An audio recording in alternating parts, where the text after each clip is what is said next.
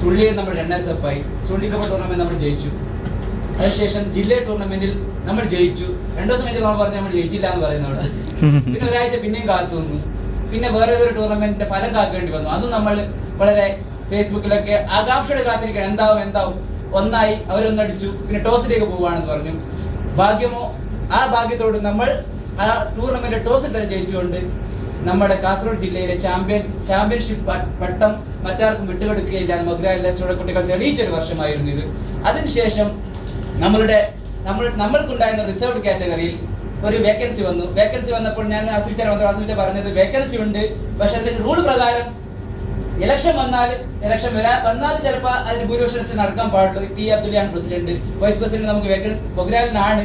മറ്റാരെങ്കിലും രജിസ്റ്റേർഡ് ആയ വേറെ ക്ലബ്ബ് അതിന് മത്സരിച്ചാൽ നമുക്ക് മത്സരം നേരിടേണ്ടി വരും. ഭാഗ്യവശാൽ ആസിഫിന്റെയും അദ്ദേഹത്തിന്റെ ആ നയതന്ത്രമായ നീക്കത്തിന്റെ ഫലമായി നമുക്ക് ഐക്യകണ്ഠേന ഒരു മത്സരവുമില്ലാതെ തന്നെ DFAയുടെ വൈസ് പ്രസിഡന്റ് സ്ഥാനം നമുക്ക് ലഭിച്ചു. അത് അംഗീകാരമാണ്. അതിനുശേഷം നമ്മുടെ 2 പ്ലേയേഴ്സ് നൗഫലും ജാബിറും പ്രൊഫഷണൽ ക്ലബിൽ രജിസ്റ്റേർഡ് ആയി. നൗഫലിനെ ജാബിറിനെ ഡിസ്ട്രിക്റ്റിലെ ബെസ്റ്റ് പ്ലെയറായി തിരഞ്ഞെടുക്കപ്പെട്ടു. മറ്റുള്ളവരൊക്കെ നമ്മൾ നാട്ടിൽ തന്നെ കൂലിക്കെടുക്കാതെ നാട്ടിൽ തന്നെ ഫുട്ബോൾ കളിക്കുന്ന പ്ലേയേഴ്സിനെ വളർത്തിക്കൊണ്ടുവരാനുള്ള സാഹചര്യം ഉണ്ടായി. അവരോടൊപ്പം നമ്മൾ ക്ലബിലെ സെക്രട്ടറി ഇർഫാനോട് ബന്ധപ്പെട്ട് അദ്ദേഹം പറഞ്ഞ പ്രധാന കാര്യം ഇൻഷുറൻസിനെ കുറിച്ചാണ്. പ്ലേയേഴ്സിന് ഇൻഷുറൻസ് അദ്ദേഹം പല ഇൻഷുറൻസ് കമ്പനിയുമായി സംസാരിച്ചു കൊണ്ടിരിക്കുകയാണ്. അതിന്റെ ഡീറ്റെയിൽസ് എനിക്കൊന്ന് തരുമെന്ന് തോന്നുന്നു.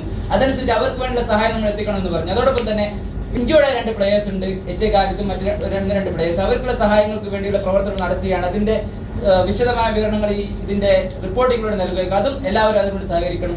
അതോടൊപ്പം തന്നെ നമ്മുടെ ഈ ഇപ്പോഴത്തെ സോഷ്യൽ മീഡിയയിൽ നമ്മൾ ഏറ്റവും പ്രചാരണം നൽകിയത് യൂറോ കപ്പ് പ്രഡിക്ഷൻ കോൺടെസ്റ്റ് ആണ്. നമുക്കറിയാം ഒരു ചെറിയ ഷക്കീൽ, ഇതിന്റെ ജോയിന്റ് സെക്രട്ടറി ഷക്കീൽ ഒരു ബോൾ തുടങ്ങിയ ബോള് പിന്നെ നമ്മുടെ MSU ഏറ്റെടുക്കുകയും സലീമും ഷാജഹാന് സെഡേ പോലുള്ള അവരുടെ നിർദ്ദേശാനുസരണം സലീം, ആഷിഫ് മറ്റുള്ളവരുടെയൊക്കെ ശ്രമഫലമായി അത് വൻ വിജയമാവുകയും 106 107 പേര് പങ്കെടുക്കുകയും 2000 വരെ കമന്റ് വരികയും ചെയ്തു. ആ പ്രഡിക്ഷൻ കോൺടെസ്റ്റിൽ ആദ്യം നമ്മൾ സമ്മാനം പ്രഖ്യാപിച്ചു. മൊബൈൽ 1ാം സ്ഥാനം. അത് അറിഞ്ഞപ്പോൾ 2ാം സ്ഥാനം നമ്മുടെ അമിത്ഷയുടെ സഹോദര സ്ഥാപനമായ റോക്കി സ്റ്റാർ, അതിന്റെ 2ാം സ്ഥാനം അവർ തന്നെ സ്പോൺസർ ചെയ്തു മൻസൂർ. അതറിഞ്ഞ് 3ാം സ്ഥാനം നമ്മുടെ മൊഗ്രാൽ ജീൻസ് ഗോൾഡൻ എലിഫന്റ് അവർ സ്പോൺസർ ചെയ്തു. അതിനുശേഷം നമ്മൾ എല്ലാവരും കൂടിയിരുന്ന് മത്സരിച്ച മുഴുവൻ ആൾക്കാർക്ക് ഒരു ടീഷർട്ട് MSLന്റെ MSUയുടെ പേരിൽ കൊടുക്കണമെന്ന് അതും നമ്മൾ പ്രഖ്യാപിച്ചു. അങ്ങനെ വളരെ സജീവമായി തന്നെ Mogral sports club UAE popular ആക്കാൻ നമ്മൾ ശ്രമിച്ചു. ഇൻഷാ അല്ലാഹ് ഒരു പേര് നമ്മൾ വിജയിക്കുകയും ചെയ്തു.